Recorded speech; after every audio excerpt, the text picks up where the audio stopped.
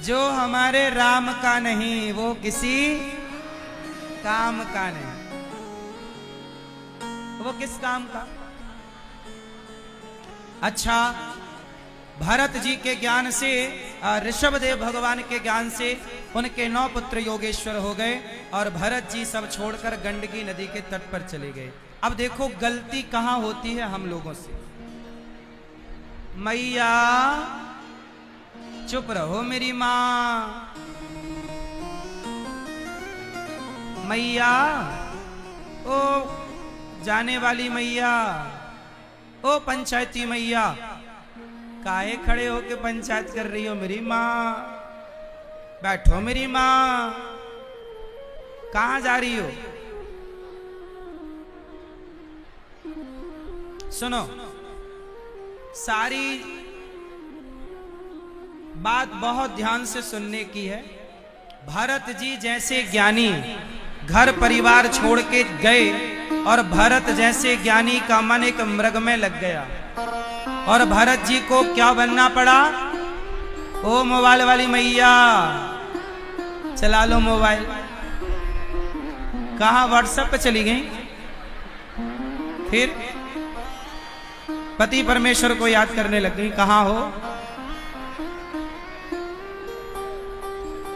सुनो, भरत जी जैसे ज्ञानी जो सब छोड़कर गंडकी नदी के तट पर गए, उनका मन कहां लग गया? एक मृग के बच्चे में।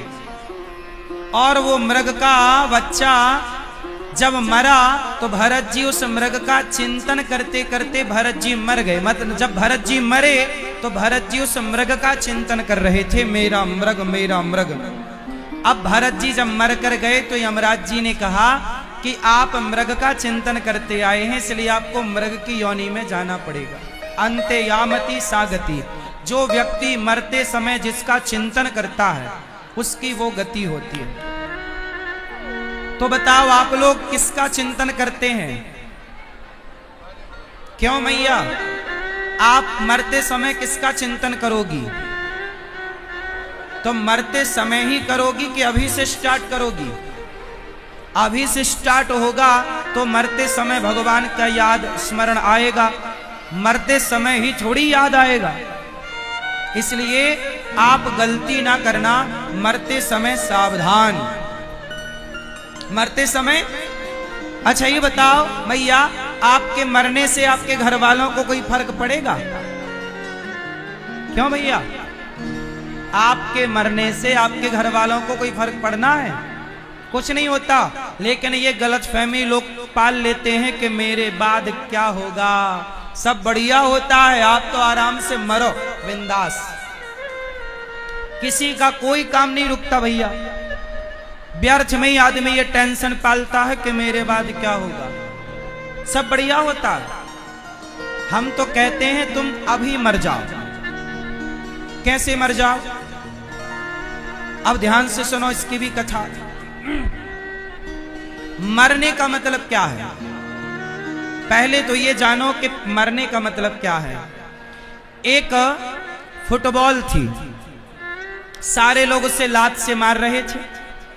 जब लात से मार रहे थे तो फुटबॉल एक साधु से बोली, महाराज कि हमें सब लात क्यों मारते हैं?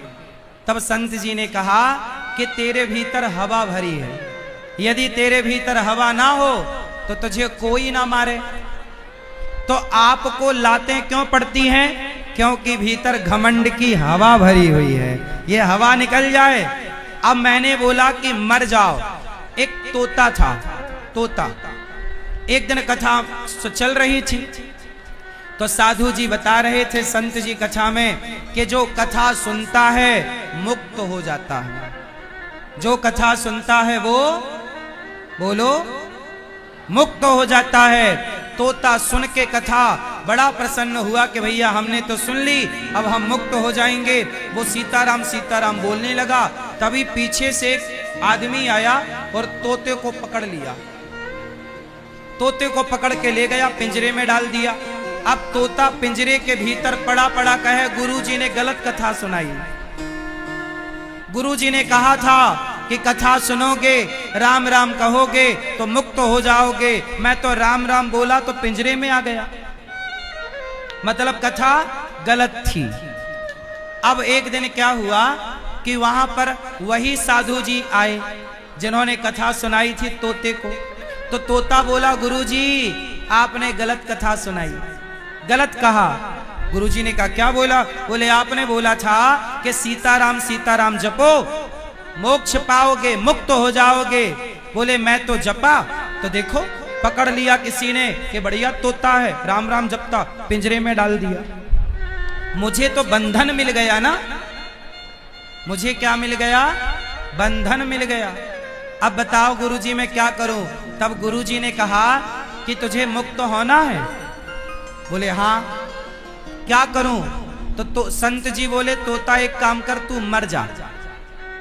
तोता बोला, गुरुजी मर जाऊंगा तो मुक्त तो फिर कौन देखा कि होगा कि नहीं? अरे संत जी बोले, असली का नहीं मरना, झूठ मूठ का मर जा। आज जब तेरा मालिक तुझे दाना पानी देने आए तो दोनों पांव ऊपर करके तू गर्दन लटका लेना, मालिक को ऐसा लगे कि तू। अब तोते ने वैसे ही किया, तोते ने वैसे ही किया। सवेरे सवेरे मालिक दाना पानी देने आया तो तोता मरा, मतलब गर्दन लटकी, पांव ऊपर। मालिक को लगा कि तोता मर गया, पिंजरे से निकाला और जैसे ही निकाला तोता फुर्र से उड़ गया और ऊपर जाके बोला, गुरुजी ने सही बोला कि राम राम तो जपोगे तो मुक्ति मिलेगी, पर एक काम और करना पड़ेगा, जगत के लिए मरना पड़ेगा, जगन्नाथ के लिए जिंदा रहना पड़ेगा। जब तक जगत के लिए मरोगे नहीं, क्योंकि जब तक जिंदा रहोगे तुम गधे की तरफ फिरते रहोगे। जब तक जिंदा रहोगे तो गधे की तरह काम करते रहो। सारी जिंदगी तुम्हारी जरूरतें पूरी ना होंगी, कामनाएं पूरी ना होंगी, इन्हीं को पूरा करते करते आप पूरे हो जाएंगे, आप पूरे हो जाएंगे, पर आपकी कामनाएं पूरी। चलो बताओ, रावण के सिर कितने थे? रावण के सिर कितने?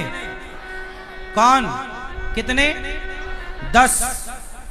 अब जरा बताओ कि रावण के 10 सर थे तो रावण मंजन कैसे करता रहा होगा? पहले यहां वाले मुंह पे दांत, पर ये वाला कैसा कठिन काम रहा, क्यों?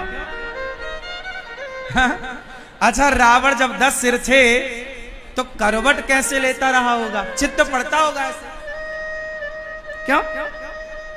करवट तो लेते बनते ही ना रहा होगा, क्यों भैया? रावण के 10 सिर कैसे थे? ऐसे नहीं थे कि रावण सदा 10 सिर का था। 10 सिर का मतलब है रावण की इच्छाएं हमसे आपसे 10 गुनी ज्यादा थी।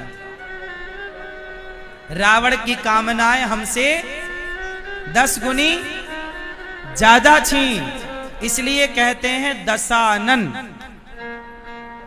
आप लोग यदि ज्यादा कामना करेंगे तो आपके भी सिर ज्यादा हो जाएंगे। इसलिए कहता हूं, अपने उस मुख को कुचल दो, अपनी उस इच्छा को कुचल दो जो इच्छा आपको भगवान से दूर करती हो। उस इच्छा को मार दो। इसलिए कहता हूं, मर जाओ। कैसे मर जाओ? जैसे तोता मर करके मुक्त हो गया। जगत के लिए मर जाओ, बेटे के लिए, बेटी के लिए, परिवार के लिए। अब मर जाओ। अब केवल जिंदा रहो तो केवल गिरधर गोपाल के लिए। प्रिय भक्तों, भरत जी बड़े ज्ञानी, पर क्या बन गए? मृग। क्योंकि मरते समय चिंतन, आप लोग मरते समय भगवान का चिंतन करना, मरते समय सावधान रहना, वरना घर वालों को कोई फर्क नहीं पड़ता। क्यों भैया, ये बंद पड़ा है क्या? एक सेट। घर वालों को कोई फर्क नहीं पड़ता।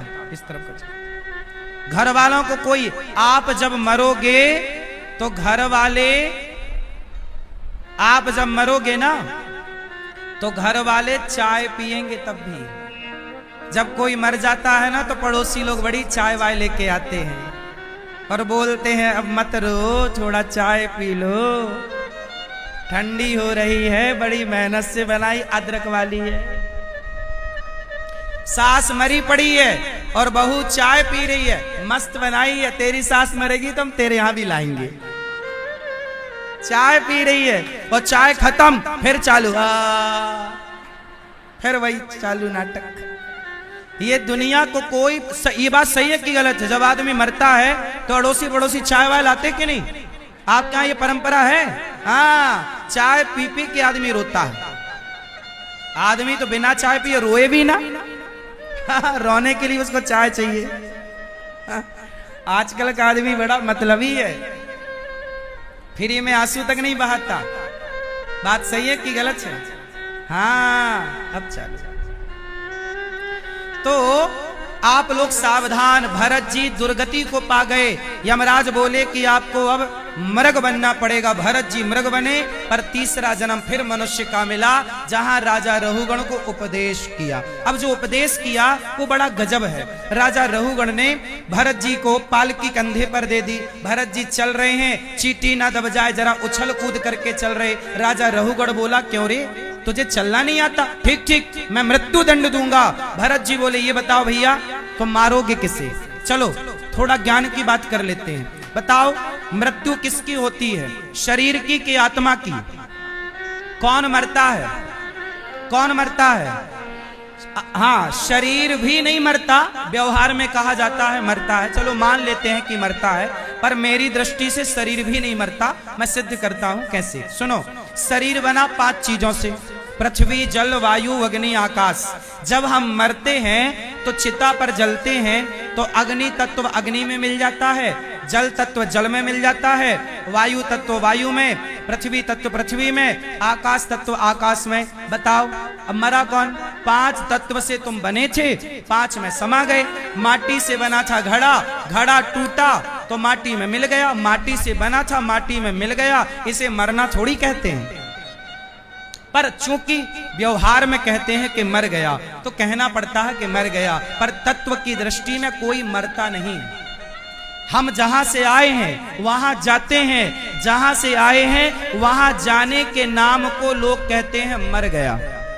5 तत्व से बने, 5 में मिल गए, बात खत्म। अब ये बताओ मैया कि जब आप मरती हो तो ये बताओ नरक स्वर्ग कौन जाता है? क्यों भैया, आप जब लोग मरते हैं तो नरक स्वर्ग कौन जाता है? शरीर जाता है कि आत्मा जाती है, कि मन जाता है, कि बुद्धि जाती है, कि चित्त जाता है, इंद्रियां जाती हैं, या पड़ोसी जाता है? जब हम मरते हैं पीली मैया, स्वर्ग कौन जाता है? ये मैया। नरक कौन जाता है? ये बताओ, कौन जाता है? मैया बताओ मेरी माँ। ए मैया, तुम तो सिर ऐसे ढकी हो जैसे हम तुम्हारे जेठ लगते हो। हाँ? हाँ? हम तो तुम्हारे बच्चा हैं, तुम्हारे छोरे हैं, हम तो तुम्हारे दास हैं, भाई हैं, पुत्र हैं आप सबके। आप ब्रजवासियन के हम कौन? दास, सेवक, आप सबके पुत्र। आप कितने लोग हमें अपना पुत्र मान रहे हैं, भाई मान रहे हैं, दास मान रहे हैं, सेवक मान रहे हैं, सखा मान रहे हैं? आप सबन को दास हूं मैया, मैं जेठ ना है, मैं सबन से छोटू हूं। अच्छा सुनो, जब हम मरते हैं तो स्वर्ग नरक कौन जाता है? उत्तर भैया, कौन है? कर्म। अरे कर्म तो जाएंगे, पर कर्मों को भोगेगा कौन? भोगने के लिए कोई चाहिए ना। आत्मा को लिखा है गीता में, नैनम छिंदंती शस्त्राणी नैनम दहति पावकः। आत्मा को सुख नहीं, दुख नहीं होता, शरीर यहीं जल जाता है। फिर लोग कहते हैं स्वर्ग जाओगे, नरक जाओगे, मोक्ष पाओगे। भैया ये स्वर्ग जाता कौन है, नरक जाता कौन है? हम तो यहीं जल जाते हैं चिता पर। आत्मा को स्वर्ग नरक से कोई मतलब नहीं, आत्मा ऑलरेडी मुक्त है, ऑलरेडी। गीता में नहीं कहा भगवान ने, वासांसि जीर्णानि यथा विहाय। जैसे कपड़ा आप बदल के फेंक देते हो फिर नया, ऐसे शरीर को त्याग कर आत्मा नया कपड़ा धारण। आत्मा को ना बंधन, ना मुक्ति, ना आग जला सकती, ना वायु उड़ा सकती, ना पानी गीला कर सकता। आत्मा के बारे में है ना। तो आत्मा को नरक में यातनाएं थोड़ी मिल सकती। यमराज कितनी ताकत के वो आत्मा को कष्ट दे सके? सवाल खड़ा हुआ कि नरक स्वर्ग जाता कौन है? हम तो यहीं जल जाएंगे चिता पर, कौन जाएगा? मैया क्या बोलती तू? हाँ क्या बोलूं मैं? यही बोलो कि कौन जाता है स्वर्ग नरक। मैया कह रही है क्या बोलूं मैं, यही तो बोलना है कि कौन जाता है स्वर्ग नरक। बताओ, बोलो अब कौन? सुनो, चलो बताओ कितने शरीर होते हैं?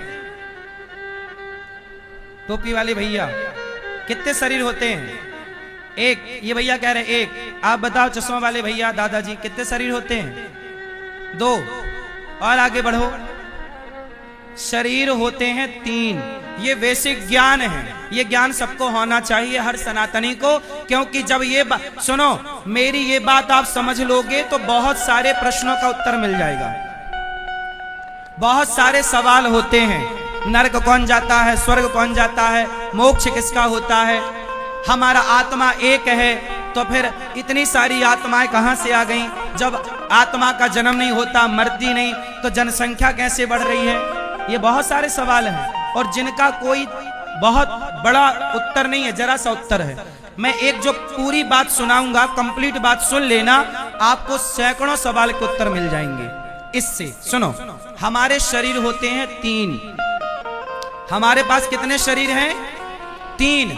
पहला शरीर बैठा है सामने, इसे बोलते हैं स्थूल शरीर। एक शरीर और होता है जिसे कारण शरीर कहते हैं। कारण, कारण का मतलब होता है कि जिस कारण आपको मनुष्य बनाया, जिस कारण आपको भाई, बिना कारण के कार्य नहीं होता।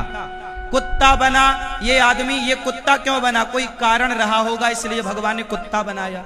ये चिड़िया क्यों बनी? कोई कारण रहा होगा तो चिड़िया बनी। ये सुखी क्यों है? कोई कारण। वही सूक्ष्म शरीर है। सूक्ष्म शरीर 4 चीजों से मिलकर बनता है। सूक्ष्म शरीर कितनी चीजों से मिलकर बना? 4।